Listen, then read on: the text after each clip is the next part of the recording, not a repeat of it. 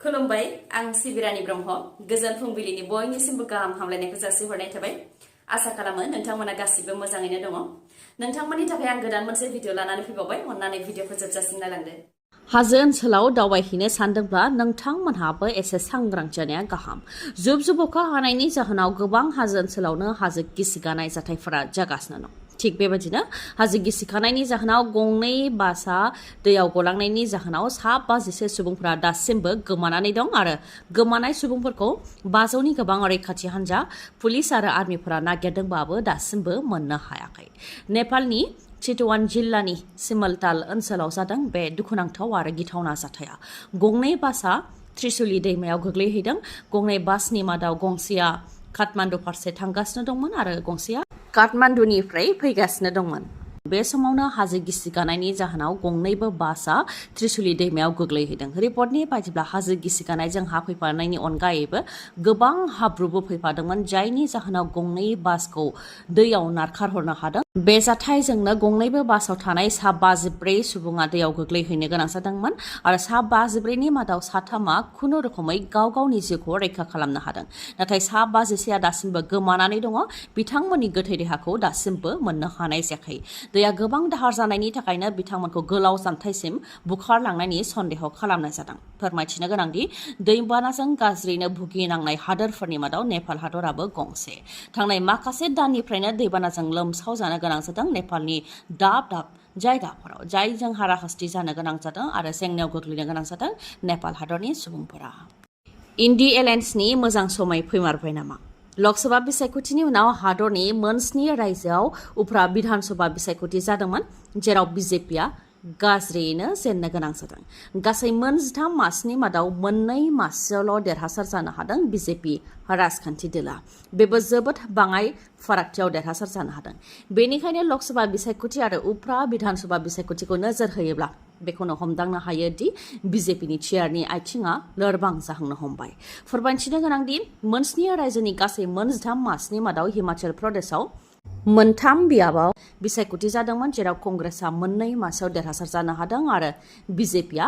1 मासयावल' देरहासार जानो हादों बेबो 1577 बांसिनल' भटआव देरहासार जानो हादों ओजोंहाय सोनाब बंगआव 4 मासनि मादाव 4आवबो TMC दोलोआ देरहासार जानो हादों उत्तराखन्डआव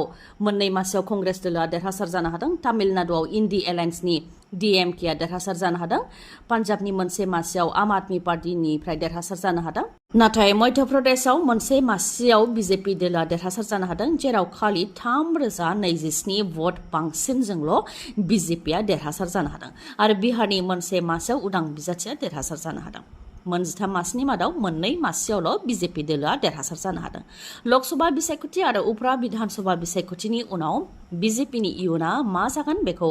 नुहुरदों फारसेथिं लकसभा बिसायख'थिनि उनाव गुबुन गुबुन रायजोफ्राव उफ्रा बिधानसभा बिसायख'थि जाबायब्लाबो नाथाय जोंनि आसामाव उफ्रा बिसायख'थि जानाय नङा बायदिखौसो नुनो मोनदों मानोना आसामनि गिबि मन्थ्रि डक्टर हेमन्त बिश्व शर्माया रोखा बुंखादोंमोन दि आसामाव उफ्रा बिसायख'थि जायाबो जानो हागौ होननानै थारैनो बेरेखा दोलोआ अजद होनाय बायदि आसामाव BJP दोलोआ जेनगोनखौ नुहुरनानै उफ्रा बिधानसभा बिसायख'थि खुंनायनिफ्राय गोजानाव थानो नागिरदों नामा बेयो मोनसे सोंथि आरो नोंथांमोननि फिननाया मा बेखौ नोंथांमोनहा फोरमायहरनो हागोन समायना आइजो नाथाय बिनि खामानि मावनाया गाज्रिनिफ्रायबो गाज्रिसिन आइजो जानानै आइजोनिफ्राय लुथिदों लाख लाख रां दा जोबथायाव पुलिसनि आखायाव समायना आइजो दीपशिखा हाजरिकाया एरेस्ट जाबाय रागा जोंनाय रायजो राजाफ्रा फोरमायथिनाय बायदिब्ला कचारी पथार पन्चायतनि सिङाव थानाय गोबां सेल्फ हेल्प ग्रुपनि खामानिफोरखौ मावनायाव दीपशिखा हाजरिकानि आखाइ दंमोन अदेबानि बिबान दंमोन नाथाय आइजोआ सेल्फ हेल्प ग्रुप बानायनायनि मुङाव साफा आइजोफोरनिफ्राय 500 राङै लाबोदोंमोन आरो बेबायदिनो 100नि गोबां आइजोफोरनो सेल्फ हेल्प ग्रुप बानायनानै होदोंमोन आइजोआ बेनि अनगायैबो लन सेंसन खालामनानै होनायनि खामानिखौबो मावोमोन जेराव 3 लाख लन दिहुनोब्ला 2 लाख रांखौल' सेल्फ हेल्प ग्रुपनि आइजोफोरनो होयोमोन आरो 1 लाख रांखौनो गाव लायोमोन लननि किस्ति हरनायनि बेलायावबो बेबायदिनो बेले बेजे खालामदोंमोन रांखौ गाव सोलायोमोन आरो 300 रां जुरिमाना लाबावोमोन बेबायदिनो गुबुन गुबुन आदबजों दुखुथिया आइजोफोरनिफ्राय लाख लाख रां थगायनानै जाबोदोंमन दीपशिखा हाजरिका बेनिखायनो रागा जोंनाय आइजोफोरा दीपशिखा हाजरिकाखौ हमदों होननानै फोरमायथिदों उनाव पुलिसा रायजो राजानि आखाइनिफ्राय दीपशिखा हाजरिकाखौ रैखा खालामनानै एरेस्ट खालाम। गरिब दुखुथिया आइजोफोरा गरसे गरनै रां थिनानै दोननाय बा मोननायफोरखौ दीपशिखा हाजरिकाया लांजोबोमोन होननानैबो फोरमायथिबावदों आइजोफोरा।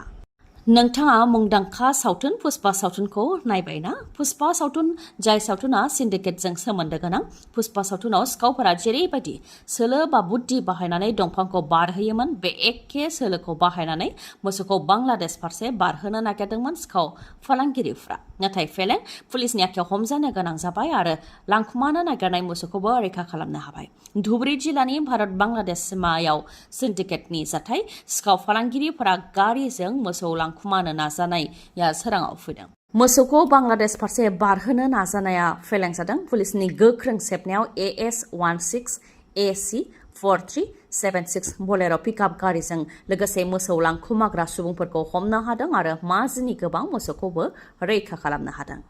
बलेर' पिकआप गारिनि सिङाव माजिनिबो गोबां मोसौ दोननानै बेनि सायाव फाल्ला बनानै थाइजौ दोनग्रा कार्टुन आरो सायाव प्लास्टिकजों फानफबनाय। जेन थाइजौ लायनो थाखाय बहाबा थांनो नागिरदों, नाथाय गोबां सोलो बाहायसेयावबो फेलें जानो गोनां जादों सिखाव फालांगिरिया। 2 थाला बिल्डिं बायग्रुबनायनि जाहोनाव सा 22 फरायसाफोरा जिउ खोमानो गोनां जादों आरो सासे 132खौ रैखा खालामनो हादों। नाइजेरिया हादरनि सेन्ट एकाडेमि कलेजाव जादों बे दुखुनांथाव जाथाया। थाखो खथायाव फोरोंफुबाय थानाय समावनो 2 थाला बिल्डिंआ फरायसाफोरनि सायाव बायसिनदों, जायजों सा 54 फरायसाफोर आरो फोरोंगिरिफ्रा होसिनजानो गोनां जादों। जाथाय जानायनि उनाव पुलिस आरो रैखाथि हान्जाया फैनानै रैखा खालामनायनि हाबाखौ मावफैदों, जेराव सा 132खौ रैखा खालामनो हादों आरो सा 22आ जोबथा हां लानो गोनां जादों। जाथाय जानायनि उनाव खाथि खाला ओनसोलनि सुबुंफोराबो रैखा खालामनायनि हाबाखौ मावनायाव मदद होफैदों। JCBजों बायग्रुबनाय बिल्डिंफोरखौ बोखारनानै बिल्डिंजों होसिनजानाय फरायसाफोरखौ रैखा खालामनायनि हाबाखौ मावदों। जोखोम जानाय फरायसाफोरा जाहाथे गोख्रैनो फाहामथाय मोननो हायो, बेनि थाखाय जाहाथे देहा फाहामसालियाव रां लायालासे आरो जेबो फोरमान बिलाइ लायालासे फाहामथाय होनो थाखाय नाइजेरिया सोरखारा बिथोन होदों। फरायसालिनि बिल्डिंआ दै जिङाव थानायनि थाखायनो बे जाथाया जानो मोन्दों होननानै फोरमायथिदों। बेनिखायनो जायफोर फरायसालिफ्रा दै जिङाव दङ, बेफोर फरायसालिखौ जाहाथे बन्द खालामो, बेनि थाखायबो बिथोन होदों नाइजेरिया सोरखारा। रायजोनि दाब दाब जिल्लाफ्राव दैबाना जानायजों गासै दासिम सा 90 सुबुङा जिउ खोमानो गोनां जाबाय। सानसे सिगांसो सा 7 सुबुंनि जिउ खहा जानायजों दासिम रायजोआव गासै थैनायनि सुबुं अनजिमाया सा 90 जाबाय। गवालपारायावसो थांनाय साननैसो सिगां नाव बेलथायनानै सा 5 सुबुङा जिउ खोमानो गोनां जादोंमोन। बेनि अनगायैबो गुबुन गुबुन जिल्लायाव दै लोमसावनायनि थाखाय 14 लाखनि गोबां सुबुंफ्रा भुगिनो गोनां जादों। काछार, बरपेटा, गवालपारा, कामरुप, नगाव, धुबरी आरो माखासे जिल्लाफ्राव दासिमबो दैबानाया लोमसावनानै दङ, जायजों भुगिनो गोनां जादों सुबुंफ्रा आरो रायजोनि गासै 14 लाखनि गोबां सुबुंफ्रानो दैबानाजों भुगिनो गोनां जादों। रायजोनि दाब दाब जायगायाव दैबाना जानायनि थाखाय दासिमबो गोबां सुबुंफोरनि न' बां, लामा सामाफोरा दैनि सिङाव थानो गोनां जादों आरो सुबुंफोरा रिलिफ केम्पआव थानो गोनां जादों। दैबाना जानायजों सुबुंफोरा हाराहास्ति जानांनो गोनां जानायनि अनगायैबो आरो जिउ खोमानांनो गोनां जानायनि अनगायैबो गोबां जिब जुनाराबो जिउ खोमानो गोनां जादों। काजिरङा माहारियारि हाग्रामायावनो दासिम 174 जिब जुनारा जिउ खोमानो गोनां जाबाय आरो गोबां जिब जुनारानो गोजौ जायगा नागिरनानै आरो जानाय आदार नागिरनानै सुबुंफोर थानाय जायगायाव थाफैदों, जायजों सुबुंफोरा बेयावबो हाराहास्ति जानो गोनां जादों। थिग बेबायदिनो मोसानि उदखाराव 3 सुबुङा जोखोम जानो गोनां जादों। सुबुयाव मोसानि गाग्लोबनायजों 3 सुबुङा जोखोम जानो गोनां जादों। उनाव बिथांमोनखौ फाहामथायनि थाखाय देहा फाहामसालि फारसे लांनो गोनां जादों। जोखोम जानाय 3 सुबुंफोरनि मुङा जाहैबाय आरबाज दां, जितुल दां आरो मेक्सेरे सुक्रां।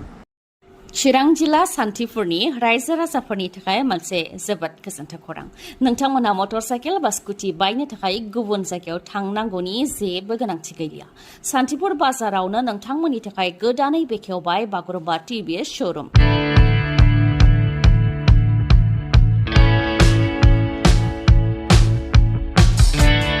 नोंथांमोनहा बे शोरूमनिफ्राय मटर साइकेल बा स्कुटि मोननो हागोन। जायखिजाया कम्पानिनि गोजाम मटर साइकेल बा स्कुटिखौ सोलायनानै गोदान मटर साइकेल बा स्कुटि मोननो हानायनिबो खाबु दं बे बागुरुम्बा शोरूमाव। लोगोसे नोंथांमोनहा बायदि बायदि अफारफोरबो मोननो हागोन, जेरै बेसेन नाङालासे 5 लिटार पेट्रल मोननो हागोन, हेलमेट मोननो हागोन आरो सीट कभार मोननो हागोन बेनि अनगायैबो नोंथांमोनहा खम रां होग्रोनानैनो मटर साइकेल बा स्कुटिखौ मोननो हागोन बेनिफ्राय साबसिन आरो मा खाबु थानो हागौ सान्तिपुराव थानाय बागुरुम्बा टिभि श'रुमाव नोंथांमोनहा गोख्रैनो थांदो आरो गावनि लुबैनाय स्कुटि बा मटर साइकेलखौ नोंथांमोनहा बायनानै लाबोदो बागुरुम्बा टिभि श'रुमनि सोमोन्दै नोंथांमोनहा माबाफोर मिथिबावनोबा 7039535599 बे नाम्बाराव खौरां हरनो हागोन गोजोन्थों दिनैनि भिडिअआ एसेनोसै गाबोन फिन लोगो मोनफिनबावगोन नोंथाङा जुदि आंनि भिडिअखौ मोजां मोनदोंबा लाइक कमेन्ट आरो शेयार खालामनो दाबाव गोजोन्थों